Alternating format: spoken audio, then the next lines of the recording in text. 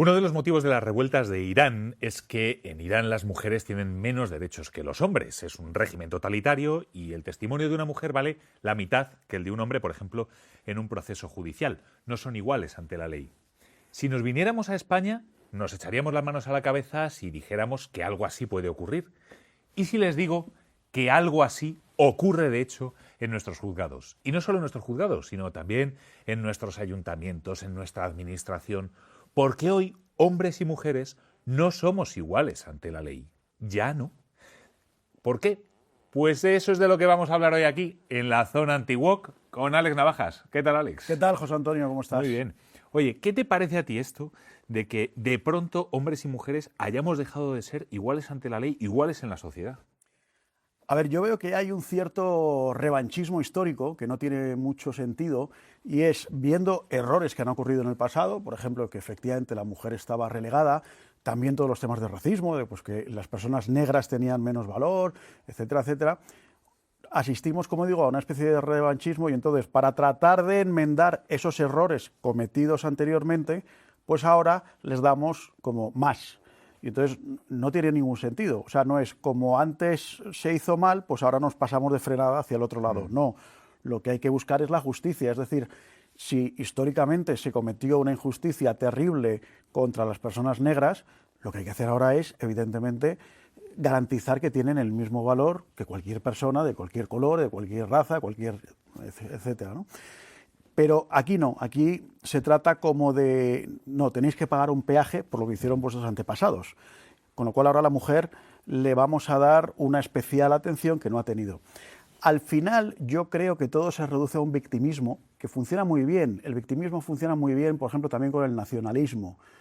Hemos sido un pueblo oprimido, España nos roba, nos ha quitado derechos, libertades, porque fijaos lo mal que lo hicisteis aquí, aquí. Siempre es el victimismo para que yo quede como víctima y entonces todo lo que yo pida automáticamente me tenga que ser concedido porque yo he sufrido mucho de un opresor que eras tú, y si no eras tú, eran tus antepasados. Pero da igual, lo pago contigo, ¿no? A mí me llama mucho la atención justo eso que estás diciendo, ¿no? Porque al final este tipo de medidas se justifican atendiendo al criterio de la discriminación positiva. No, hay que hacer discriminación positiva.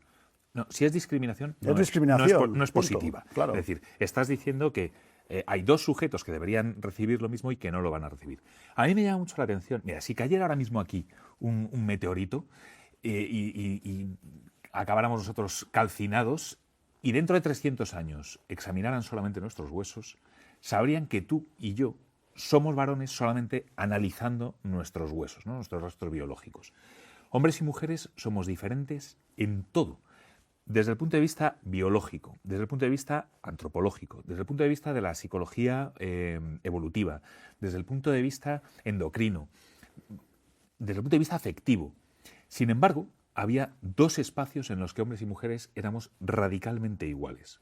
Uno es en dignidad, porque somos, por ser seres humanos, tenemos una dignidad inalienable, y la otra era como iguales ante la ley, ¿no? Ciudadanos iguales ante la ley, hombres y mujeres, hasta que llegó el feminismo. Es decir, el feminismo ha dinamitado uno de los ámbitos, el único ámbito prácticamente desde el punto de vista ciudadano, el único ámbito en el que hombres y mujeres éramos radicalmente iguales, que éramos iguales ante la ley. Ahora, al atender a esa discriminación positiva y además articular todo un mecanismo en la administración para que se ejecute esa discriminación positiva a través de juzgados para la mujer, concejalías para la mujer, consejerías para la mujer, ministerios de la mujer. Es decir, con todo un entramado del Estado, lo que se está consiguiendo es que el hecho mismo de ser varón sea una causa de perjuicio y que nos consideren sospechosos ante la ley solamente por nuestro género. Bueno, yo fíjate, recuerdo unas palabras... Por nuestro sexo, de hecho. Unas palabras que dijo la exalcaldesa de Madrid, Manuela Carmena, que dijo básicamente que el hombre llevaba la violencia en su ADN, ¿no? Vamos a imaginar que esto fuera al revés. La mujer lleva en su ADN, añádase lo que se quiera, que sea despectivo, ¿no? Bueno, evidentemente se habría montado una cosa monumental, ¿no? Y esto no es baladí, es decir, que una persona que ha sido la alcaldesa de Madrid diga esto... Y además jueza de profesión. Y además jueza, y no pase absolutamente nada, o bueno, simplemente ocupe algunos titulares y no dé más de sí, a mí me parece terriblemente preocupante. Vamos a ver, la ley se empezó a torcer sobre todo en la época de Zapatero, cuando determinan que en el tema de lo que se llaman la violencia de género, violencia machista, violencia, vamos a llamarla como quieran, automáticamente el hombre pasa de ser sospechoso a estar detenido y la primera noche la pasa en el calabozo, mientras que al contrario no. Algunos dicen, bueno, es que evidentemente el hombre es más fuerte y está probado que es más agresivo, etc. Bien, vuelvo a lo mismo. Si hubiera una ley que dijera, si una persona que ha robado es de etnia gitana, o es de raza negra, o es de esta religión, o de esta otra, o de este barrio, o de este otro, porque claro, es que en este barrio hay muchísimos más delitos que en este otro barrio, con lo cual, si detengo a uno de este barrio, es muy probable que haya robado. Con lo cual, por si acaso, una noche al calabozo. Me parece que, por supuesto, todos pondríamos el grito en el cielo diciendo, pero bueno, ¿qué está contando? O sea, como este señor viene de este barrio y este otro de otro barrio, la ley se aplica distinto, ¿no? Es decir, una persona que haya sido detenida robando, sea de donde sea, del color que sea, de la raza que sea, de las creencias que sea, de la nacionalidad que sea, tendrá que responder exactamente igual.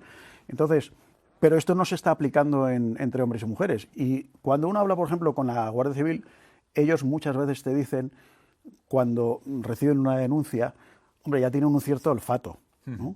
Y ya saben más o menos cuándo puede ser un hecho real, cuándo puede ser un tema más de despecho, de venganza. Y dice, pero a mí de repente tengo que detener a un señor que, en fin, que yo estoy convencido de que no ha hecho nada, pero la primera noche la pasa en el cuartelillo. Al revés no ocurre.